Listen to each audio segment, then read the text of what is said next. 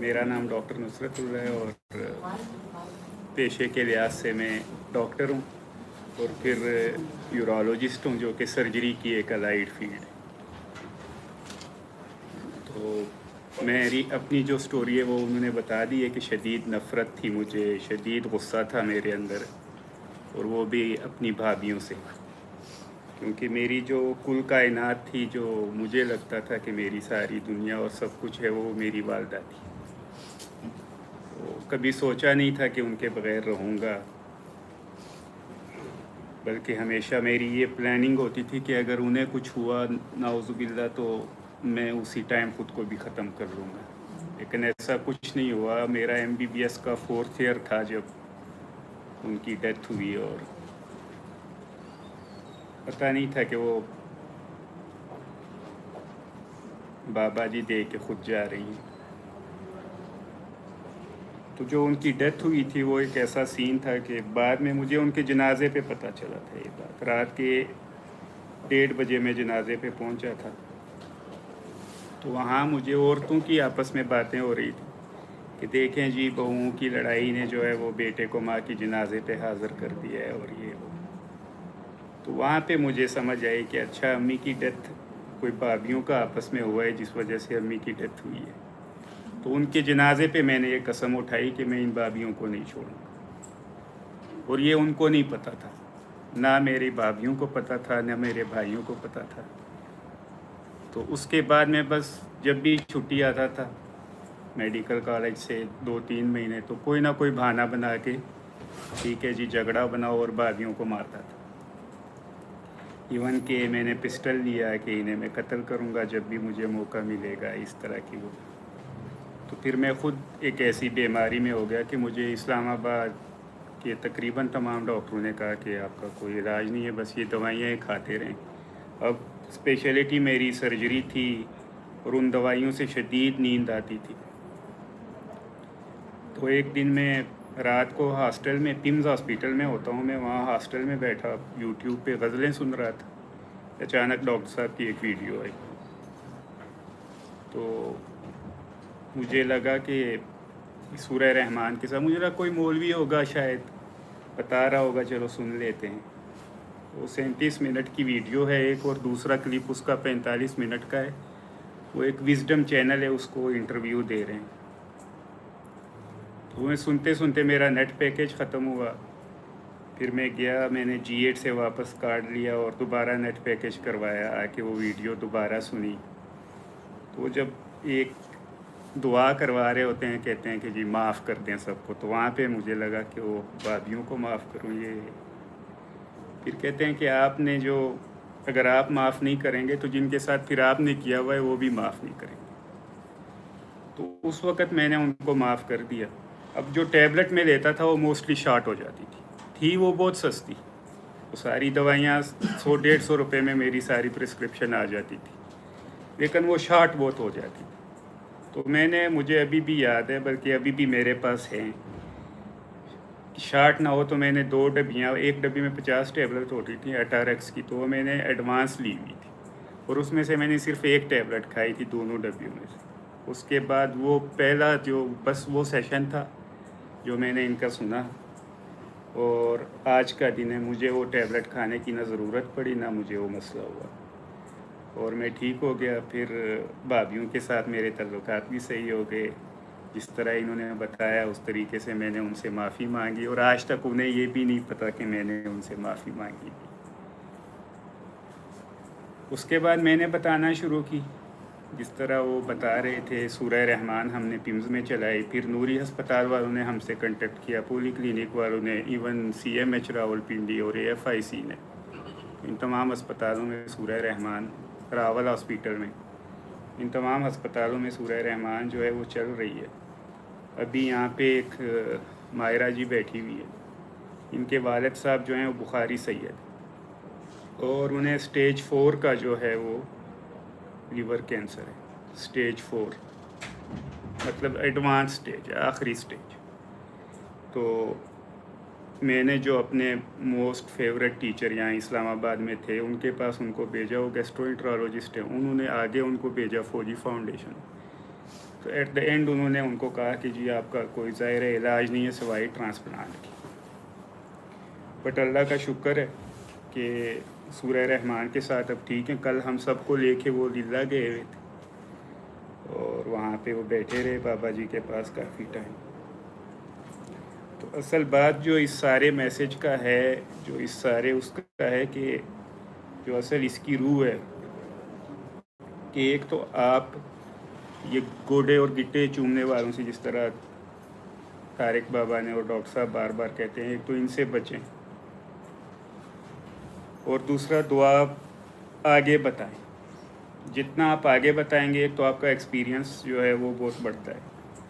اور پاکستان یا میں تو اور افغانستان میں خصوصاً ڈاکٹروں کی ویسے ہی بہت کمی ہے. لیکن یہ جو دعا والا سسٹم ہے، یقین کریں آپ کہ میں نے ڈاکٹری میں وہ رزلٹ نہیں حاصل کیے جو میں نے یہاں پر پائے.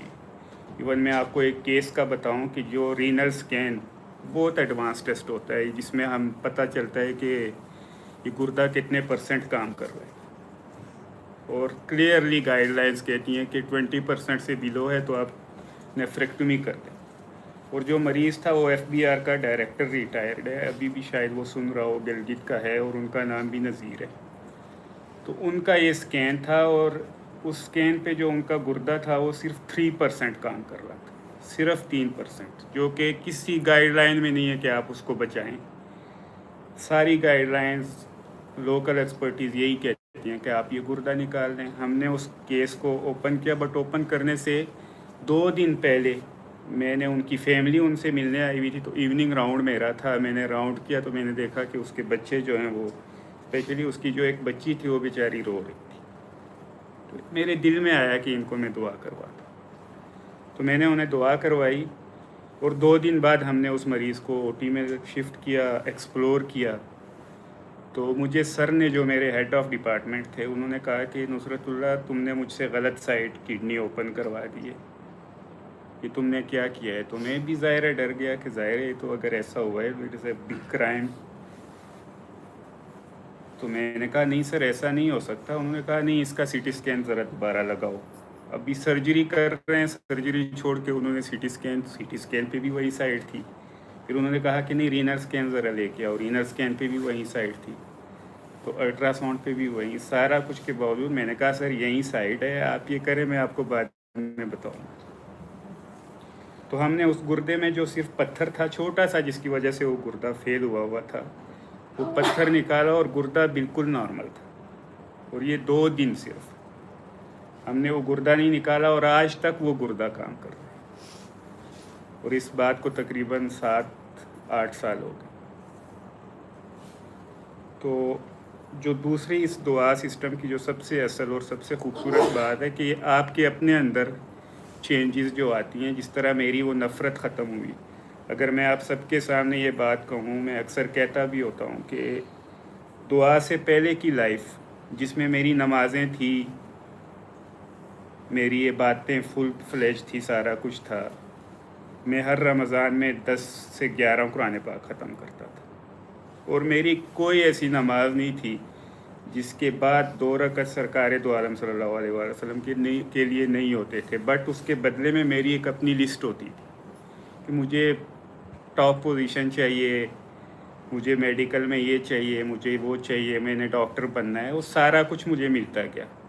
لیکن اس سب کے باوجود اگر میں اس لائف کو جو دعا سے پہلی تھی، اگر اس کو میں ایک وحشی اور درندے کتے کے ساتھ کمپیئر کروں، تو آپ یقین کریں کہ وہ بہت بہتر ہوگا مجھ سے. جو میری زندگی تھی، اتنی نفرت، اتنا میرے اندر وہ سارا کچھ تھا. دعا کے بعد مجھے پتہ چلا، ابھی بھی کبھی کبھی وہ بت پھر سر چڑھ جاتا ہے. لیکن جتنی آپ دعا آگے کروائیں گے، اتنا ہی آپ کو پتہ چلے گا کہ آپ خود کیا ہیں، اور آگے لوگوں کا ایکسپیرینس آپ کو. دوسری جو سب سے امپورٹنٹ بات کہ جس بندے کو آپ نے بتانی ہے، اس وقت جو آپ کے دل میں آئے وہ بتائیں. اگر کسی کو سورہ رحمان کا آپ کا دل میں آتا ہے تو صرف سورہ رحمان بتائیں. اگر کسی کے لیے آپ کے دل میں قصیدہ بردہ شریف آتی ہے تو وہ بتائیں. اور کسی کے لیے کوئی کلام آتا ہے تو وہ بتا دیں. اس وقت اپنے دل کی جو پہلی آواز ہے، بشرطے کہ آپ کا دل فوکس رہے آپ کے مرشد پہ. مرشد آپ کا وہی ہوتا ہے جس نے آپ کو پہلی بار دعا کروائی ہوتی ہے. دوسرا، کبھی دعا سسٹم میں آنے کے بعد آپ چاہے جتنی دعائیں کروائیں، کبھی آپ نے وہ نہیں بننا جس نے آپ کو دعا کروائی ہوئی ہے. ٹھیک ہے، ابھی شرمندگی کے ساتھ مجھے یہ کہنا پڑ رہا ہے، ظاہر لائیو ہوں، کہ ہماری اسلام آباد میں بہت اچھی ایک بابا جی کے کاکیوں کی بڑی اچھی ٹیم تھی، جنہیں ڈاکٹر بابا نے اس حالت سے نکالا، ان کے اللہ نے، ان کے بابا جی نے، کہ وہ خود سن رہے ہوں گے کہ وہ اپنی پہلی دعا کو یاد کریں نا ذرا، کہ وہ کس حال میں تھے. آج وہ دھڑلے سے کہتے ہیں جی ڈاکٹر جاوید کون ہے، فلانا کون ہے، فلانا کون ہے. تو اپنی وہ پہلی دعا جو ہے اس کو یاد کریں کہ آپ کون ہیں. آج آپ اگر بہت کسی بھی سرجری میں، کسی بھی میڈیسن فیلڈ میں بہت بڑے فن خوان بن بھی گئے ہیں، تو ذرا سا سوچیں کہ یہ سب آپ کو کہاں سے ملا، اور دعا سے پہلے آپ کا کیا سٹیٹس تھا. وہ پروموشن جو آپ کو ملی ہے آج، جو دعا سے پہلے آپ یہ 8 سال چھوڑ کے 10 سال میں بھی آپ اتنا پروموٹ نہیں ہو سکتے تھے، لیکن دعا کے بعد اور ڈاکٹر صاحب سے ملنے کے بعد آپ کو پروموشن بھی اللہ نے آپ کو دیا، سٹیٹس بھی دے دیا. اس کے باوجود آپ آج جو ہے وہ اپنی پھر میں آ گئے، پھر اس کا بت بنا دیا ہے. تو یہ ڈاکٹر بابا اکثر ایک بات کہتے ہوتے ہیں کہ غبارہ نہیں بننا کبھی بھی، کیونکہ ہم لوگ آگے دعا کروا رہے ہیں، میکسیمم وہ لوگ ہیں کہ کبھی بھی غبارہ نہیں بننا. آپ کے اندر لوگ ہوائیں بھریں گے، جن کو آپ دعائیں کروائیں گے وہی. تو آپ نے ہمیشہ کوکر بننا ہے. پریشر کوکر کا یہ ہوتا ہے کہ وہ ہوا نکالتا رہتا ہے. غبارہ میں ہوا بھرتے رہیں گے تو وہ اڑ جاتا ہے اور پھٹ جائے گا کہیں بھی. تو ہمیشہ جو ہے وہ دعا کرواتے ہوئے پریشر کوکر بنے. تو اسی میں ہم سب کا فائدہ ہے. اور اس میسیج کو جس طرح انہوں نے فرمایا کہ یہ ہمارا کسی پہ احسان نہیں ہے، اور ان پہ بابا جی پہ تو بالکل بھی نہیں. ہم تو اپنا زبان کی جو زکوٰۃ ہے جو مجھے ملا ہے، ہم نے وہ دینا ہے. زبان کی زکوٰۃ ہے، جس طرح دولت کی زکوٰۃ ہوتی ہے، ہر چیز کی زکوٰۃ ہے، سب کی بھی زکوٰۃ ہے. آپ کے ہاتھ کی زکوٰۃ ہے، ناخن کی زکوٰۃ ہے، ہر چیز کی، ہر عضو کی زکوٰۃ ہے.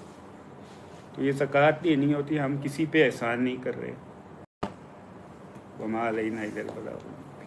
صلی اللہ صلی اللہ صلی اللہ صلی اللہ صلی اللہ شفیعنا صلی اللہ